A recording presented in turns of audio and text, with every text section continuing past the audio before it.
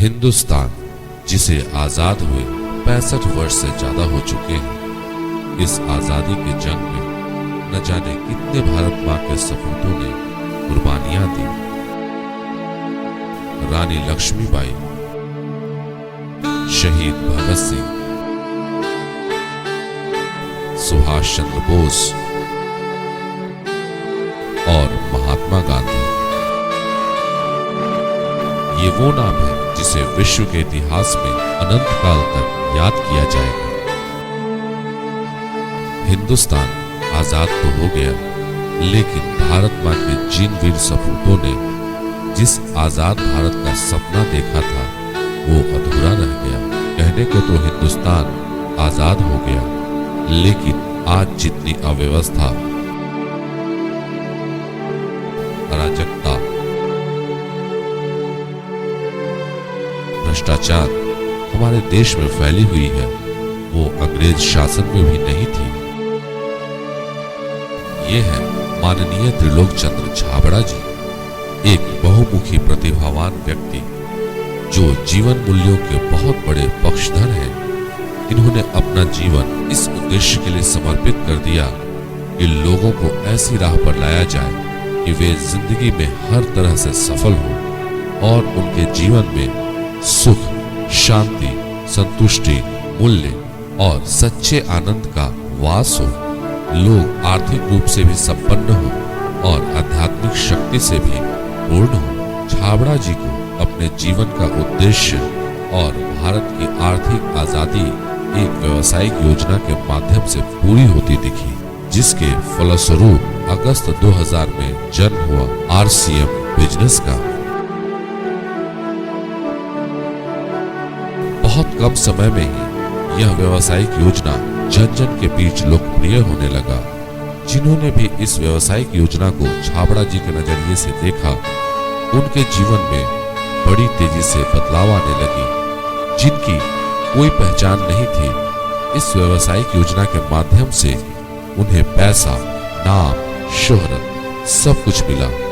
आम इंसान को खास बनाने वाला यह अभियान इतनी तेजी से पूरे भारत में फैला कि मात्र 10 साल में ही इस अभियान में शामिल लोगों की संख्या 1 करोड़ को पार कर गई। लोगों के जीवन में सुख, शांति, संतुष्टि, मूल्य और सच्चे आनंद का वास होने लगा। एक पैंट पीस से शुरू हुई कंपनी के पास 400 से ज्यादा प्रोडक्ट हो गए। पूरे देश में 4000 से ज्यादा पिकअप सेंटर हो गए। अपने डिस्ट्रीब्यूटर के हित को ध्यान में रखते हुए कंपनी RCM बाजार और कई शहरों में RCM वंडर वर्ल्ड की शुरुआत की। 2007 में एक समाचार पत्र में छपे संदेश के अनुसार यह देश की सेकंड टैक्स पेयर कंपनी बन गई। अब सच में भारत की आर्थिक आजादी और छाबड़ा जी का सपना पूरा होता दिखने लगा। ज्यों-ज्यों यह अभियान पूरे देश के कोने कोने में फैल रहा था, जैसे जैसे भारत के जन जन के बीच छाबड़ा जी को प्रसिद्धि मिल रही थी, इसके विरोधी भी पैदा हो रहे थे। राजनीति, मीडिया, प्रशासन और कॉर्पोरेट जगत के कुछ नकाबपोशों को RCM की सफलता और भारत के आम लोगों के जीवन में हो रहा बदलाव तथा छाबड़ा जी की प्रसिद्धि से जलन हो रही थी। शायद इन्हें एहसास हो गया था कि RCM वो ताकत बन गई है जो पूरी व्यवस्था को परिवर्तित कर सकती है। समकालीन पुलिस, प्रशासन, मीडिया और सत्तासीनों के सबसे खतरनाक गठजोड़ ने RCM को मिटाने की साजिश रची। अचानक 9 दिसंबर 2011 को बिना किसी पूर्व सूचना के RCM मुख्यालय को पुलिस छावनी में तब्दील कर दिया गया। कंपनी के मुख्य सर्वर और सारे बैंक खाते सीज कर दिए गए। कंपनी को राजनीतिक कारणों से पूर्वाग्रह रखते हुए दूषित व मैली मानसिकता के कारण झूठे प्रचार के जरिए मिटाने की साजिश की जाने लगी। सरकार द्वारा सारे विभागों को RCM की जांच में लगा दिया गया ताकि कहीं से कोई दोष निकाला जा सके। इधर पूरे देश में फैले RCM सेवकों की बेचैनी बढ़ रही थी, क्योंकि उनकी रोजी रोटी छीन चुकी थी। आरसीएम सेवकों ने आरसीएम को शुरू करवाने की हर संभव कोशिश की। जगह जगह रैलियां निकाली, धरने दिए, जगह जगह ज्ञापन दिए, लेकिन परिणाम कुछ नहीं निकला। अब प्रशासन की ओर से आरसीएम सेवकों को धमकियां भी मिलने लग गई थी ताकि वो इस अन्याय के खिलाफ आवाज नहीं उठा सके।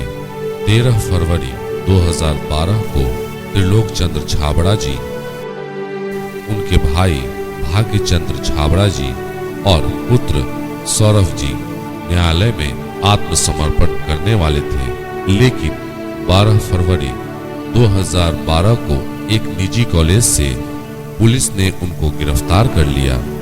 गिरफ्तारी के बाद उन्हें महीनों तक रिमांड पर ऐसे रखा गया जैसे वे किसी आतंकी गतिविधि में लिप्त हो। छाबड़ा जी के गिरफ्तारी से पूरे देश के आर्थिक आजादी के अभियान के सिपाहियों के बीच शोक की लहर दौड़ गई, क्योंकि उनके सेनापति को गिरफ्तार किया जा चुका था।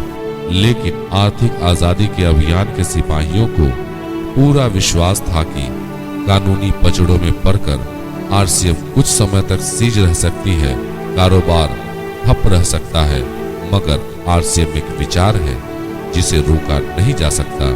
यह तो एक स्वप्न है जो साकार होगा ही। यह वो तहरीक है जो हर हाल में बुलंदी को छुएगी।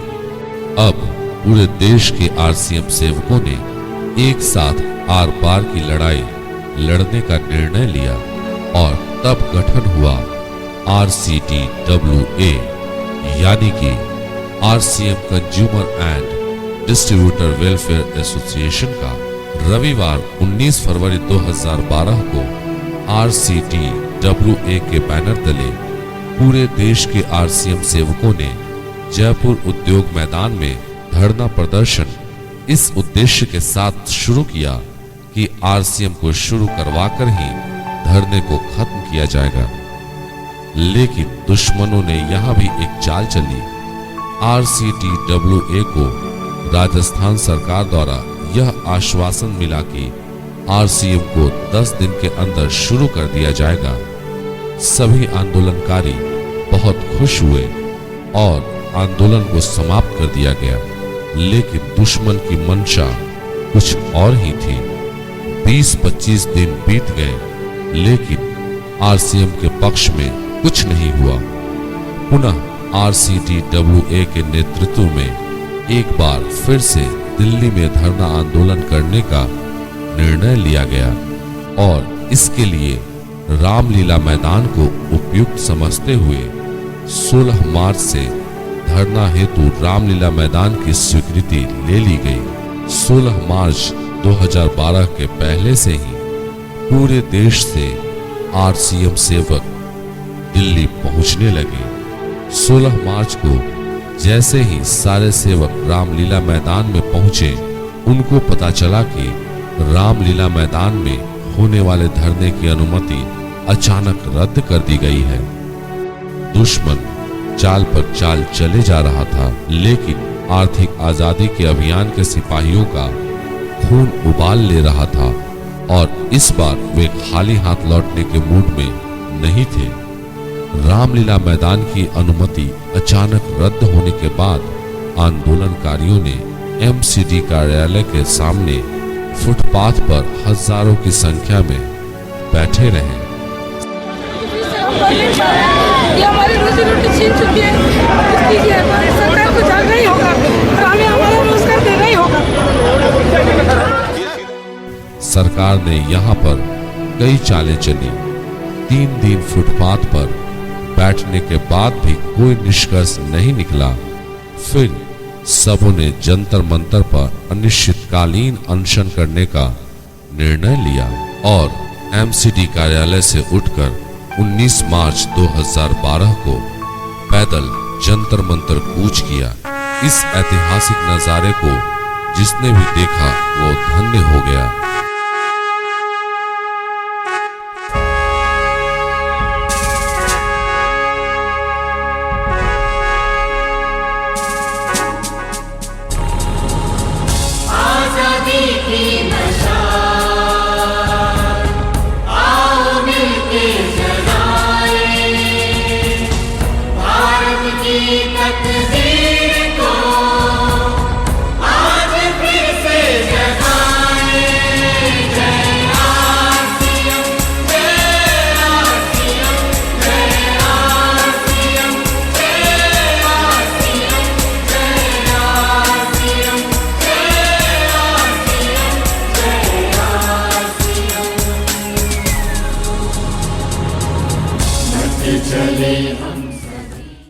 19 मार्च 2012 से जंतर मंतर पर 509 साथी अनिश्चितकालीन अनशन पर बैठे और इनके समर्थन में देश के कोने कोने से आए लगभग 20,000 लोग धरने पर बैठकर सरकार के सामने ये मांग रखी कि एमएलएम पर जल्द गाइडलाइन जारी किया जाए और आरसीएम को सम्मान पूर्वक चालू करवाया जाए। समर्थन दिया है, सच्चाई के लिए दिया है और सरकार तक हमारी बात पहुंची है। वो बात अलग है कि थोड़ा देर लगी है, लेकिन जंतर मंतर पर जारी आंदोलन को दर्जनों सांसदों और कई समाज सेवी संगठनों ने समर्थन दिया।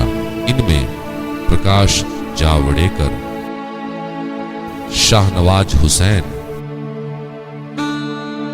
कैप्टन जयनारायण निषाद, तूफानी सरोज, शब्बीर अली, इंदर सिंह नामधारी, सरोज कुमार, ओम प्रकाश यादव एवं मेघा पाटकर व उदित राज प्रमुख रहे। इन लोगों ने धरना स्थल पर आकर आंदोलनकारियों का हौसला बढ़ाया। आंदोलन के साथ साथ न्यायालय में भी हमारी जंग जारी थी और जब भी न्यायालय में हमारी सुनवाई की तारीख होती थी वो तारीख बदल जाती थी। इधर 509 आंदोलनकारी जो अनशन पर बैठे हुए थे, दिन प्रतिदिन उनकी स्वास्थ्य स्थिति बिगड़ती जा रही थी।